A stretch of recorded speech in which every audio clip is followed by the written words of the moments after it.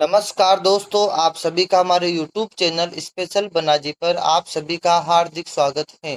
दोस्तों, आज हम कक्षा 7 विज्ञान जिसका नाम है जिज्ञासा, अभी जो नई बुक आई है 2026-27 के अनुसार पाठ 3 के प्रश्न उत्तर करेंगे।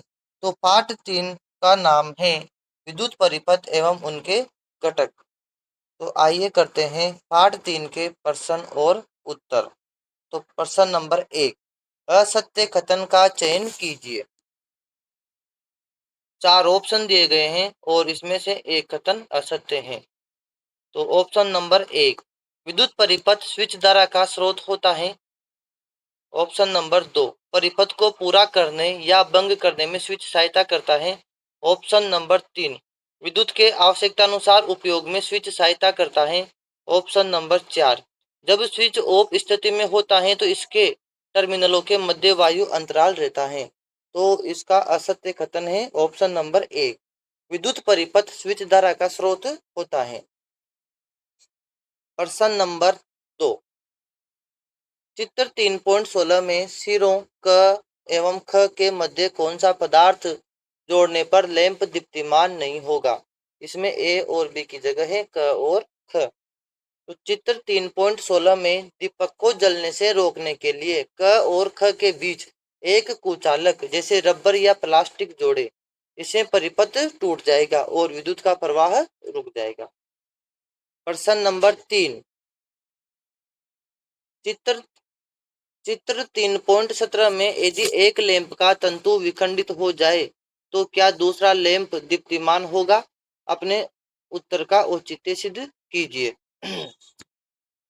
उत्तर, चित्र 3.17 में लैंप एक सिरे से दूसरे सिरे तक जुड़े हुए हैं, जैसा कि परिपथ आरेख में दर्शाया गया है। यदि एक लैंप का तंतु टूट जाए तो दूसरा लैंप नहीं जलेगा। ऐसा इसलिए है क्योंकि एक सीधी रेखा परिपथ में धारा सभी घटकों से एक के बाद एक प्रवाहित होती है। यदि कोई एक घटक जैसे लैंप टूट जाए तो पूरा परिपथ बाधित हो जाता है और धारा शेष परिपथ से प्रवाहित नहीं हो पाती है।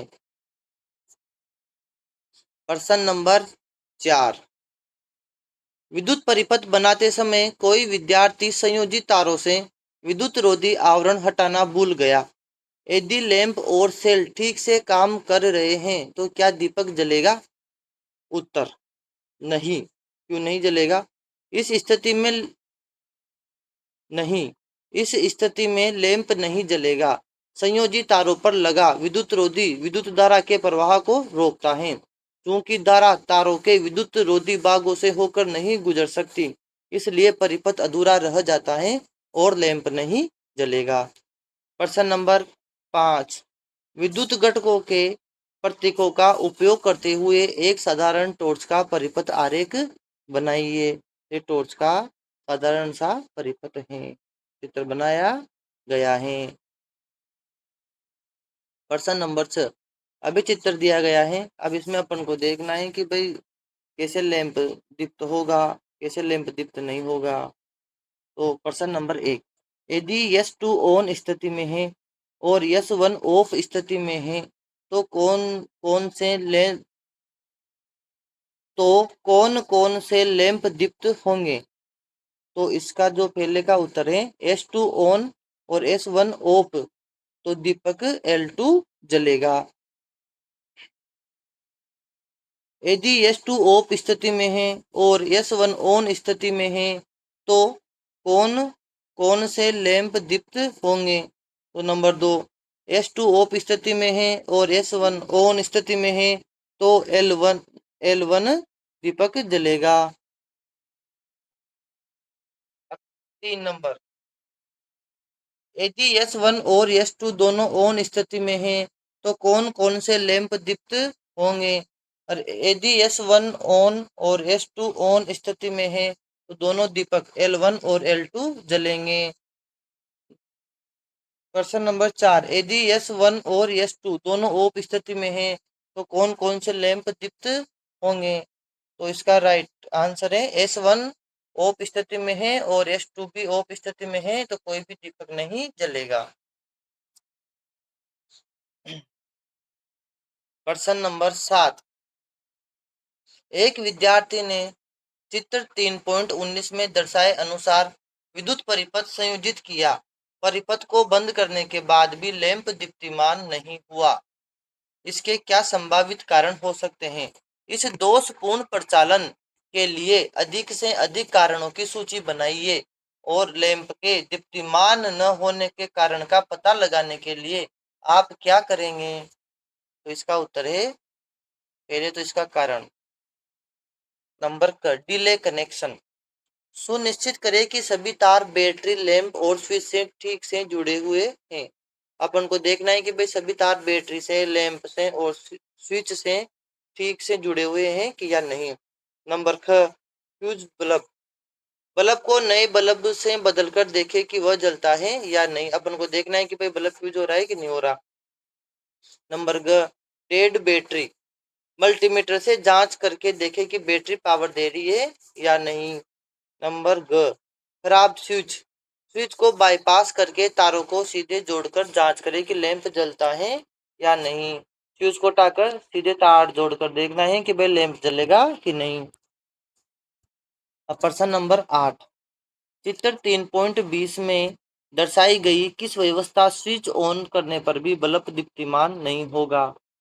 अभी अब इसमें 4 चित्र दिए गए हैं और स्विच ऑन करके देखना है कि भाई किससे बल्ब दीप्तिमान नहीं होगा। तो नंबर का जो चित्र दिया गया है, इस स्थिति में बल्ब दीप्तिमान होगा। नंबर ख इस स्थिति में बल्ब दीप्तिमान नहीं होगा। नंबर ग बैटरी को उल्टा लगाने पर बल्ब दीप्तिमान नहीं होगा। नंबर घ इस स्थिति में बल्ब जल जाएगा या बल्ब दीप्तिमान होगा। प्रश्न नंबर 9। यदि किसी बैटरी पर प्लस एवं माइनस चिन्ह पढ़े नहीं जा रहे हैं तो इस बैटरी के टर्मिनलों को पहचानने की कोई एक विधि सुझाइए। बैटरी आती है, उसमें प्लस और माइनस के चिन्ह आते हैं। जिस प्लस को बोलते हैं अपन धन टर्मिनल और माइनस को बोलते हैं ऋण टर्मिनल या धनात्मक और ऋणात्मक। तो इसका उत्तर है एक सर्किट का उपयोग करें, बैटरी को एक बल्ब से जोड़े, सही कनेक्शन से बल्ब तेज रोशनी देगा। और दूसरा इसका आकृति की जांच करनी है। चपटा सिरा आमतौर पर ऋणात्मक टर्मिनल होता है और उभरा हुआ छोटा सिरा धनात्मक टर्मिनल होता है। प्रश्न नंबर 10। आपको 6 सेल दिए गए हैं जिन पर ख, ख, ग, ग, ng और च अंकित हैं। इनमें से कुछ कार्य कर रहे हैं और कुछ कार्य नहीं कर रहे हैं। एक क्रियाकलाप सुझाइए जिसे आप यह पहचान सके कि कौन कौन से सेल कार्य कर रहे हैं। तो पहला क्वेश्चन है, आपको जो वस्तुएं चाहिए उनकी एक सूची बनाइए। तो अपन इसका पहले का उत्तर देख लेते हैं। आवश्यक वस्तुएं लाइट बल्ब है, तार हैं और सेल क, ख, ग और ng और च ये लेने हैं। दूसरा क्वेश्चन है, वह कार्यविधि लिखिए जिसका अनुसरण आप करेंगे। तो दूसरे का उत्तर देखो।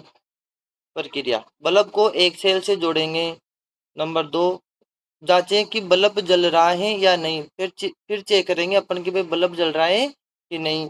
यदि जल रहा है तो बैटरी काम कर रही है। नंबर 3, प्रत्येक सेल क, ख, ग, ng और च के लिए इस प्रक्रिया को दोहराएंगे। और नंबर 3 इसका क्वेश्चन है, चरण 1 में सूचीबद्ध वस्तुओं का उपयोग करके पहचानिए कि कौन कौन से सेल काम कर रहे हैं। तो नंबर 3 का राइट आंसर है, प्रत्येक सेल को एक एक करके बल्ब से जोड़ेंगे। नंबर 2, इसका मतलब यूं है कि बल्ब को जलाने वाली सेल काम कर रही हैं और जो सेल बल्ब को जलाने में योगदान नहीं देती वे काम नहीं कर रही हैं। पर किसी एलईडी को दीप्तिमान करने के लिए आपको श्रेणी क्रम में लगे 2 सेलों की आवश्यकता होगी। तान्या ने चित्र 3.21 में दर्शाए अनुसार परिपथ बनाया। क्या लैंप दीप्तिमान होगा?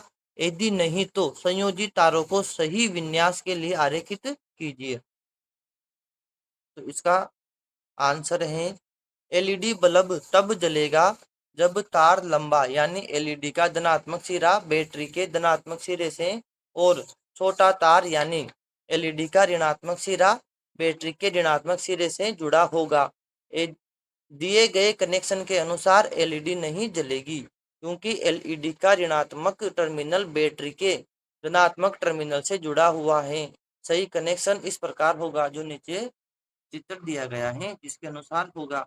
अब आप हमारे यूट्यूब चैनल स्पेशल बन्ना जी को लाइक सब्सक्राइब करें और कमेंट में ज़रूर बताएं कि यह आपको वीडियो कैसा लगा। तो दोस्तों, यह थे आपके सामने पार्ट 3 के प्रश्न उत्तर। यदि आपको यह वीडियो अच्छा लगा हो तो आप अपने यूट्यूब चैनल यानी स्पेशल बन्ना जी को लाइक सब्सक्राइब और ग्रुप ग्रुप में ज़रूर शेयर करें, ताकि आपके छोटे भाई बहन इस वीडियो को देखकर आसानी से प्रश्न उत्तर कर सके। और आप कमेंट में ज़रूर बताएं कि आपको यह वीडियो कैसा लगा। ऐसे ही छोटे वीडियो देखने के लिए हमारे चैनल को सब्सक्राइब और लाइक ज़रूर करें।